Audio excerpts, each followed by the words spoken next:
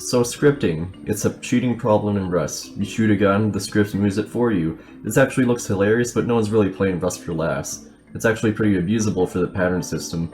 Frustrated people complain about it, smart people make money off of it.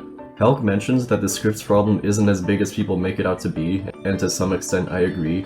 EAC is a very, very good anti-cheat. That being said, however, there are some people who script and get away with it. Bloody Mouse, the holy grail for scripters, is a mouse with scripts installed inside of it, completely external.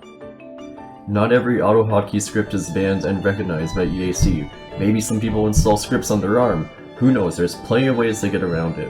Why do we care? There's a lot of finger pointing when someone shoots well. Some people will jump to the conclusion of cheating, some blame it on the gamer gloves. We don't know how to tell if someone is scripting or not, and this is what I hope to fix with this video. But before we start, it's good to know about something called confirmation bias. Basically, you have this whole pool of facts and you cherry pick one fact to confirm your belief. You want to stay as far away as possible as you can from confirmation bias to remain respectful. And frankly, you look dumb if you start everything with, you know, I really feel like, this is just my opinion, but, you know, I'm not an expert, but don't do that.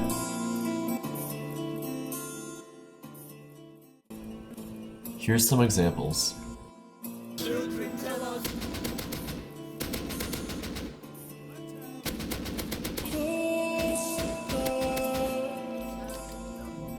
Looking closely, there's deviation from a still target, but the big giveaway is that he taps at the end.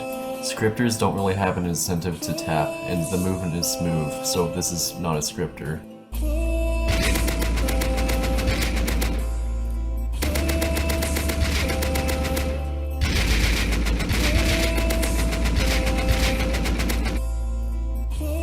Here is an example of a scripter, and this is where the confusion starts. Off the bat, we know that this is a scripter because it's from a video advertising scripts. What proves that this is scripting is that if you zoom in, you can see these little instant snaps for each bullet. This is not what happens with a normal mouse. The inconsistency, however, is the fact that even though this person is scripting, there is deviation from the target as they shoot. So either the shooter is moving the mouse around, or the script is not correctly adjusted.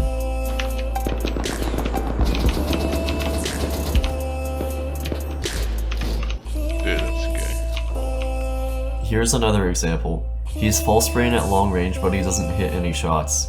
Based off of the previous example, if you look closely, there is a jump for each bullet, and it only happens when they shoot. Without a doubt, this is scripting. This is also a streamer who got banned, and they were playing on an alt with the excuse of having a smaller hitbox. Go fuck yourself. I know.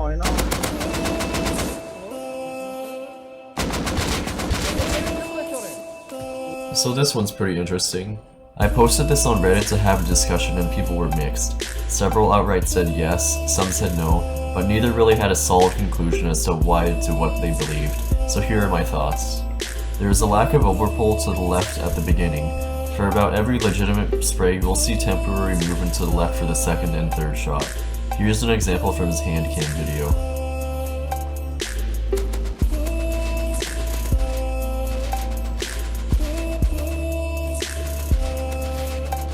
There's a lack of horizontal deviation relative to his hand cam, but it's also pretty hard to tell due to the distance.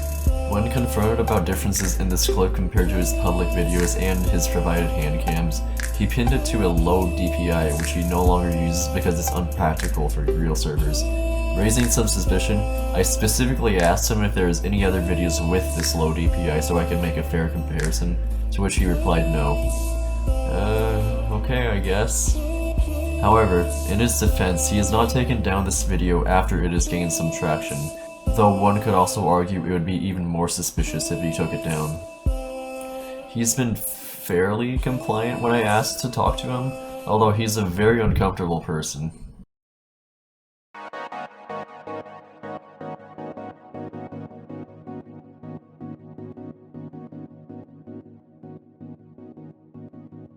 So what's the conclusion? There's not really any, I'm just leaving it as suspicious. There's no immediate signs of scripting. However, considering the weird recoil control and that there's this ghostly low DPI he refused to make a hand cam on, all I can say is that it's suspicious. This is the one case where I cannot make a sure conclusion, partially because there isn't enough to go off of, and also because at this point it's hard not to make a conclusion without delving into the use of confirmation bias. There is no conclusion to be made here. Don't witch hunt this guy, don't seek him out like I did, because it seems like he's providing all there is to, aside from posting the hand cam with this ghostly DPI. He's suspicious, and that's it. In the wise words of William Blackstone, it is better that 10 guilty persons escape than one innocent person suffer.